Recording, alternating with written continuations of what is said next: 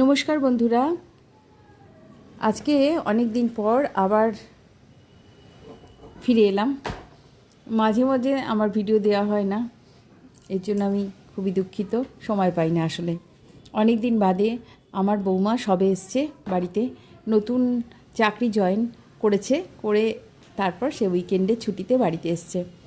বাড়িতে এসেই সে প্রথমেই গেছে তার কিচেনে। বাড়িতে আসলেই একদমই আমার ছুটি, একদমই আমি কিচেনে ঢুকতে পারিও না, আমি চাইও না।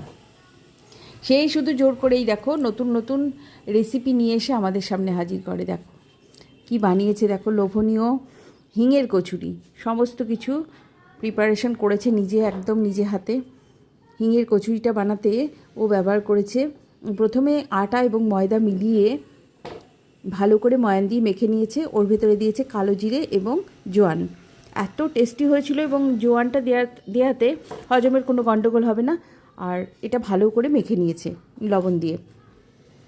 পুরটা বানিয়েছে বেসনটাকে একটু লবণ দিয়ে একটু তেল দিয়ে মেখে নিয়েছে, একটু জল দিয়ে মেখে নিয়ে সেটাকে কড়াইতে দিয়ে একটু নাড়াচাড়া করে নিয়েছে।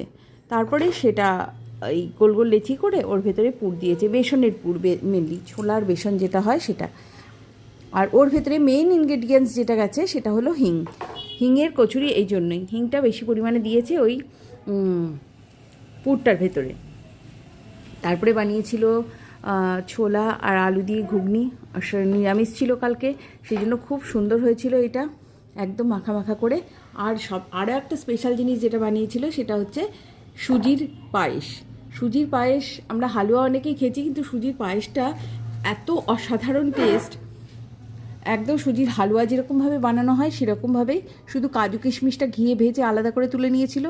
তারপরে সুজিটাকে ভেজে ওর ভেতরে চিনি দিয়ে ভালো করে প্রচুর মানে 1 প্যাকেট সুজির জন্য ও নিয়েছিল 1.5 লিটার দুধ।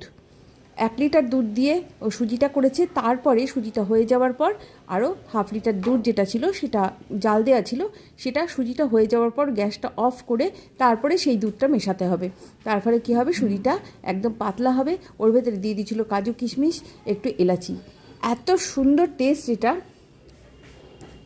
মানে অসাধারণ, একদম পুরো অমৃতের মতো লাগছিল। নতুন একটা টেস্টি খাবার, চাইলে আপনারা ট্রাই করতে পারেন। আর এত সুন্দর লাগবে, যে কোনো গেস্ট আসলে এই যে প্লেটটা, এটা কিন্তু খুব সুন্দর প্রেজেন্টেশন। আর এই যে হচ্ছে এই কেকটা আমার ছেলে আজকে নিয়ে এসে দিল।